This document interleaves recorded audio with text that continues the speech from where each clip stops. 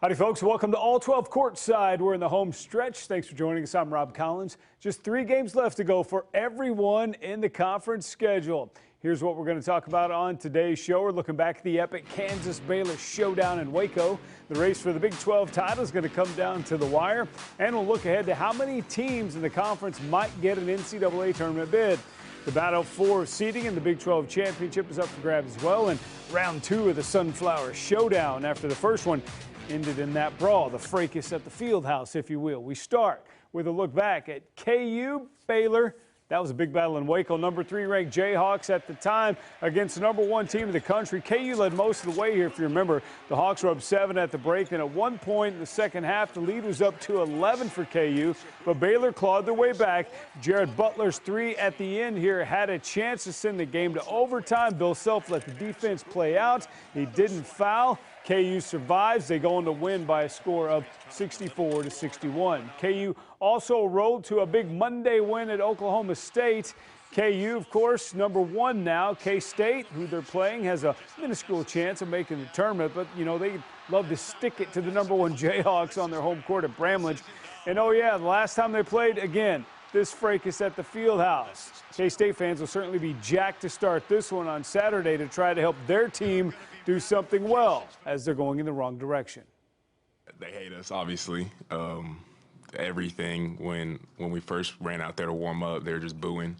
So we know how it's going to be this time. We're going to get a lot of boos, a lot of jeers, like everything. So we know what to expect, so we're ready for that. It's not like that's going to be our point of emphasis going over there is to talk about the crowd. Our point of emphasis would be, you know, being poised and you know, playing hard and competing hard and, you know, how to guard their actions and how to take advantage of how they guard us. That'll be our focus. Baylor rebounded from its loss to Kansas by beating K-State. Matt Roberts is in Waco with the Bears report. No hangover here as the second-ranked Baylor Bears put aside the disappointment of a loss to Kansas on Saturday that snapped their 23-game winning streak. They blasted Kansas State 85-66 on Tuesday night.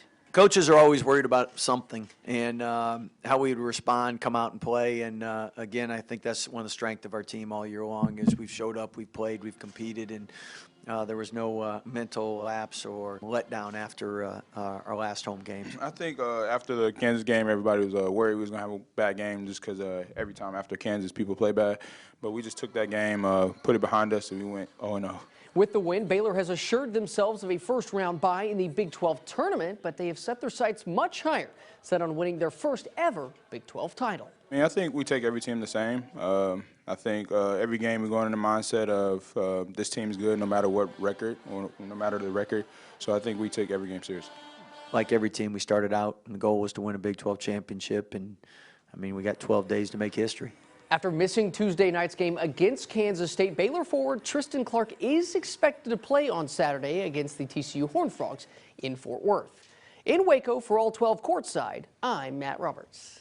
All right, Kansas Baylor, obviously the top 2 teams in the conference. That's who the Big 12 race is going to come down to. We're now joined by C.J. Moore, college basketball writer for The Athletic. C.J., thanks for coming in. We appreciate your time. So after that divide now, it's Kansas Baylor. How do you see it finishing up? I think they are so much a level above everybody else that I see them winning the rest of the way out and tying for the Big 12 you know, co-title here. But who knows, the last game of the season for both teams with KU at Texas Tech, Baylor at West Virginia is definitely going to be tough. Each team could lose. Who knows? We could see, like, I remember back when K-State won their first share of a title, right? You had both teams lose on the final day of the regular season. Maybe that happens, but I think both will take care of business. All right, well, let's talk about the showdown part 2 again, K-State Kansas game. The last time, the big fight. Do you think that's going to spill over? Not another fight, but do you think the emotions of that game are going to spill over into this one? I think for both teams, yeah, they'll be pretty jacked to play it. Maybe more so than they would be normally when you're playing the last place team in the league when you're Kansas. Right. But you know, I think eventually, maybe early in the game, there'll be some. You know, maybe going back and forth, getting a little physical. Sure. But I think eventually it's just going to play out to Kansas is so much better. But in that environment, it is going to be difficult because you know they're going to be hearing it from the K-State students. 100%. Bramlett's going to be crazy. Yeah. One of the big reasons why Kansas is so good this year, Udoka Azubuike, you've watched him play a lot. You were there when his brother was there last week. Just how good has he been this year as opposed to last year? I know he's playing a lot more minutes and he's in better shape. Well, you hit it on the getting in better shape. Being able to guard out on the floor, being able to guard a ball screen.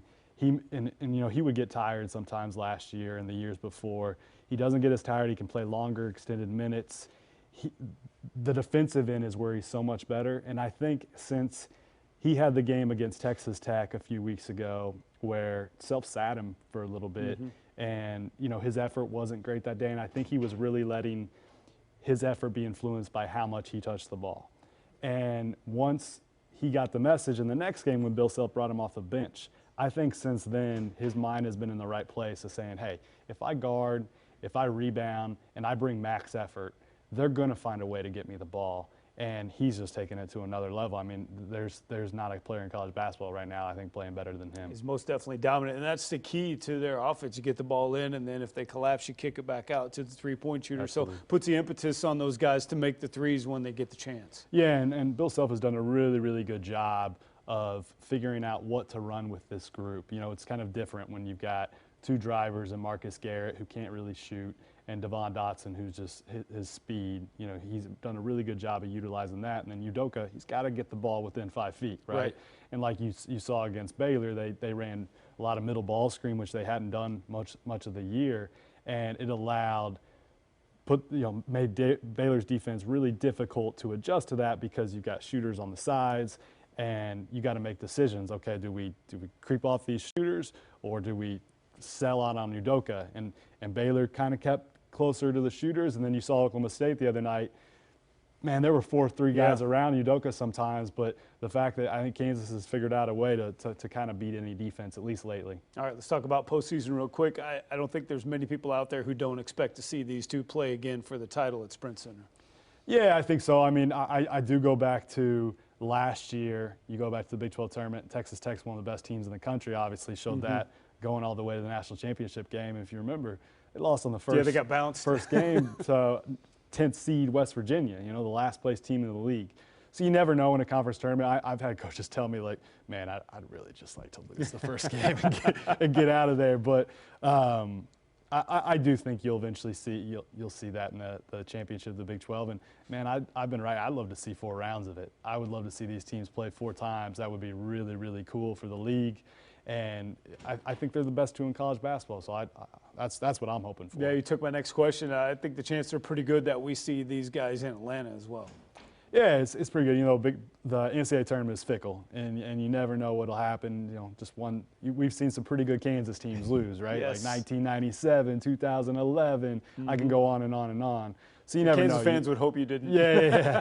And you know, Baylor has to look at it too. Like, let's say Baylor gets bounced in like the Sweet 16 or the Elite Eight, still going to have had a great season, and it'll be a shame if people don't look at it that way. Right. But that's how a lot of times how people judge a season is what you did in the NCAA tournament. When it's one and done. You never know. But I do think that the Baylor and Kansas are 2 of the least flawed teams in college basketball. I think they're the 2 best teams in college basketball. I think they're going to have less off nights than just about anybody else because of the weapons they have. So we'll see. Yeah, defense travels always. So. Defense traveling. These are 2 of the best defensive teams. All right, how can folks read your work? You can go to The Athletic, subscribe, read my stories there, and then you can follow me on Twitter at CJMoreHoops, and I'll be tweeting out all my stories. And you can also listen to me on podcast Miles More Madness with former Nebraska coach Tim Miles. Get that plug in there. All right, there you go, CJ. Appreciate your time, man. Thanks for your work. No problem. All right, let's turn to Texas Tech. They made a return to the top 25, but the Red Raiders, they might not stay very long. David Collier and KAMC in Lubbock has our Texas Tech update. Chris Beard frequently calls the Big 12 an 18-round fight. Well, the Red Raiders have looked like Mike Tyson in some of those rounds with a pair of 30-point wins and a 46-point victory.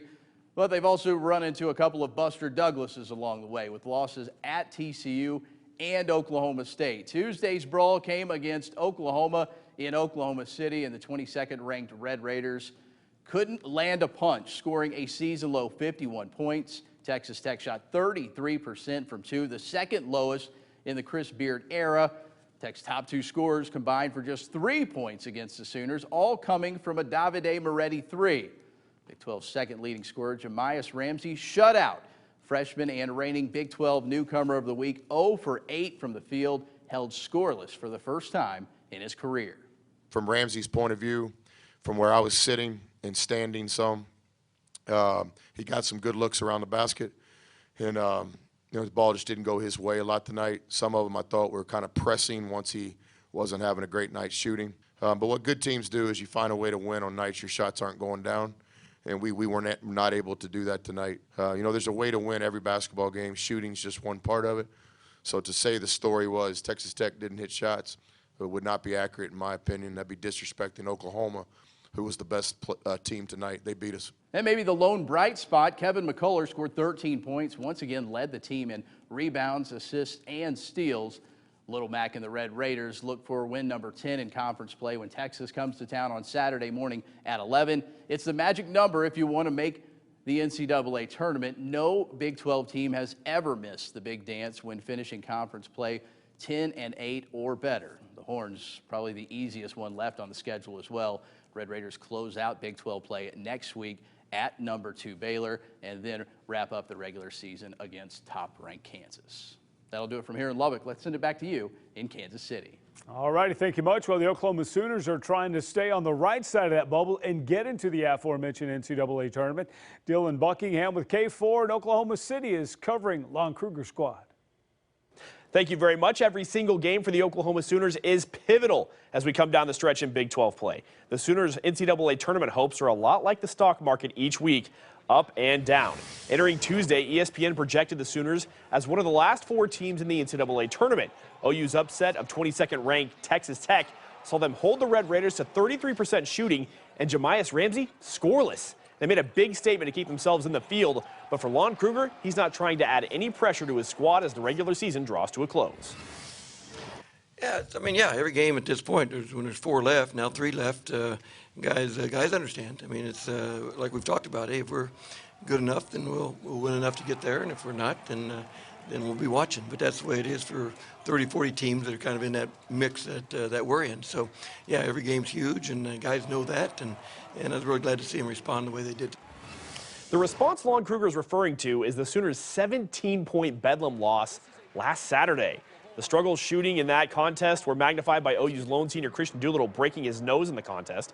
It's forcing him to play in a mask, but it wasn't a problem against Tech as he poured in a game-high 17 points in their win.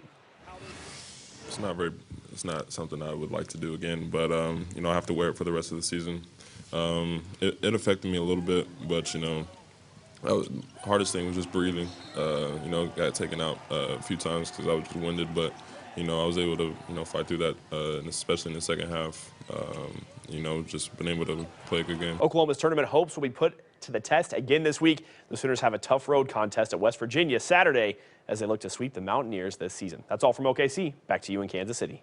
Well, after a hot start to the season, West Virginia has run into some major problems down the stretch. Let's check in with Nick Farrell for an update on the Mountaineers. Just 3 weeks ago, West Virginia was legitimately in the conversation for a number 2 seed in the NCAA tournament. Then the Mountaineers hit their worst slump of the regular season, dropping 5 of their last 6 contests, including back-to-back road games at TCU and Texas. A big reason for this slump, the Mountaineers have become one of the nation's worst teams in 3 categories: free throw shooting, 3-point percentage, and turnovers. Bob Huggins says the dynamic has changed within his locker room. In all honesty, I said after the Oklahoma game, really I said before the Oklahoma game, we're not the same team. We're not as hungry for knowledge. We're not in the gym as much. We're not working at our craft the way that we did early on. With 3 regular season games to go, Huggins says the goal now for West Virginia is to at least secure a top 6 finish in the league standings and a first-round bye at the conference tournament. WVU enters the weekend in a 3-way tie for 4th place in the Big 12 with games against Oklahoma and at Iowa State just ahead. That's the latest on the Mountaineers. For All 12 Courtside, I'm Nick Farrell. Back to you in Kansas City. All righty, Nick, thanks. So we're talking about Texas. You're telling me there might be a chance? Well, looks like Texas didn't have a shot at making the NCAA tournament, but three-game winning streak has the Horns at least somewhat back in that old bubble discussion. Roger Wallace with KXAN in Austin has our update. For the first time in the Shocker Smart era at Texas, the Longhorns have won 3 straight Big 12 games. Saturday at Kansas State, Horns win 70-59. They were up 19 at the half. Sophomore Courtney Ramey with a career-high 26 points. They had the quick Big Monday turnaround, and they took on West Virginia at the Irwin Center a little over a month after West Virginia beat them by 38 points in Morgantown. But they flipped the script, winning 67-57. They shoot over 50% from the field, and another career high for Andrew Jones. He had 22, Ramey 21, and 13 from Matt Coleman. Again, just 8 healthy bodies in the game against the Mountaineers. As the Longhorns, they've heard all the noise about where this program's going, the potential future of their head coach, but they're trying to keep their head down and move on. We know we still have chances just to keep proving ourselves. That was our whole motto today, is just make a statement. A lot of people aren't talking about Texas basketball, so we just want to put our names on the map and just prove people wrong.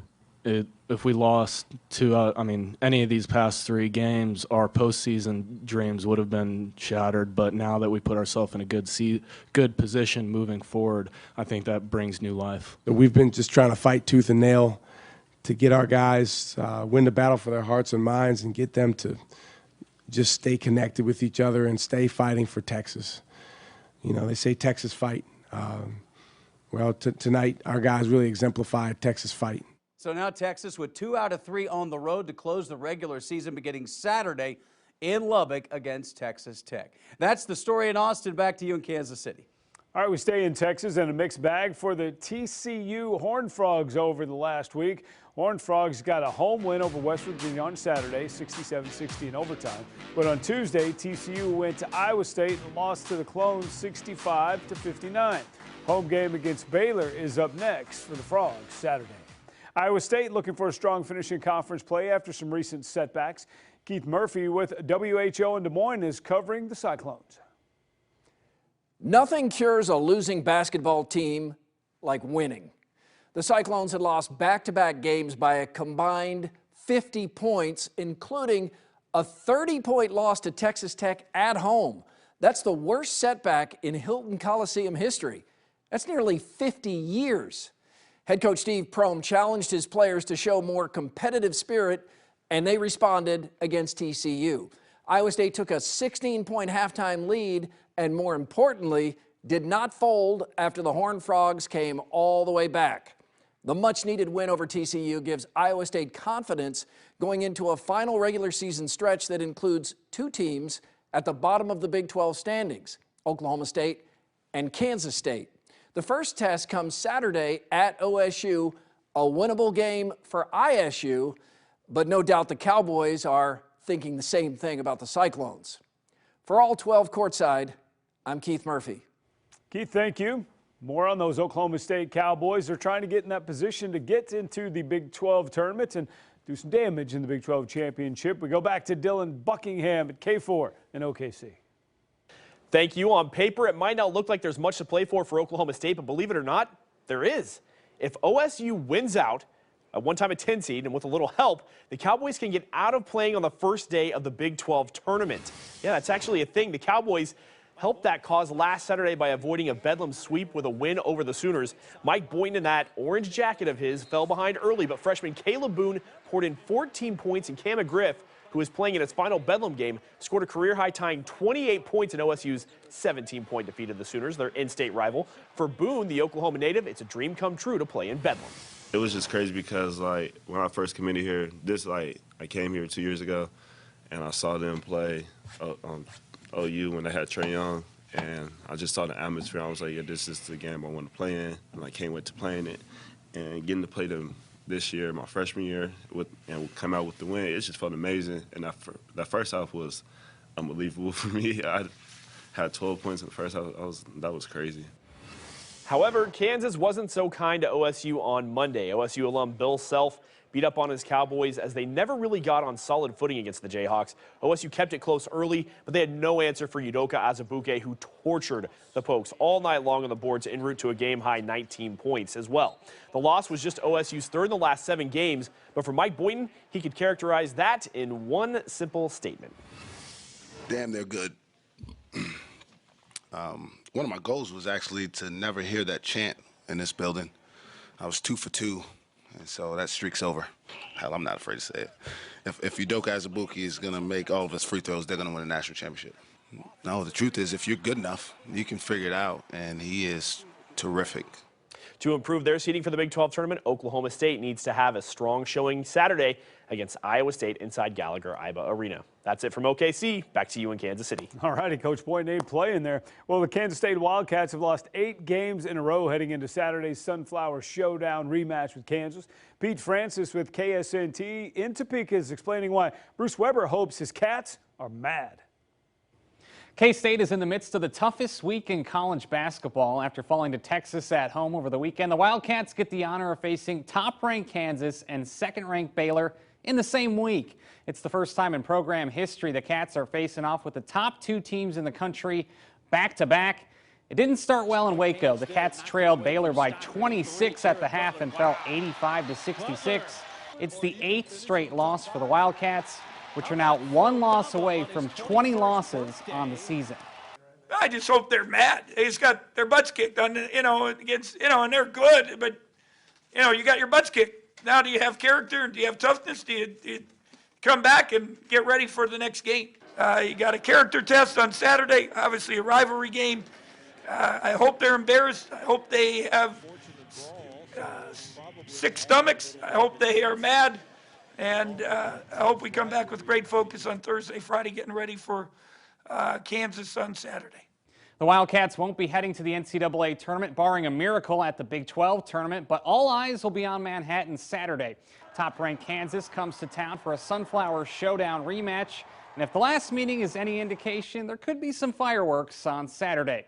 That's the latest from Manhattan. For All12 Courtside, I'm Pete Francis. Back to you in KC.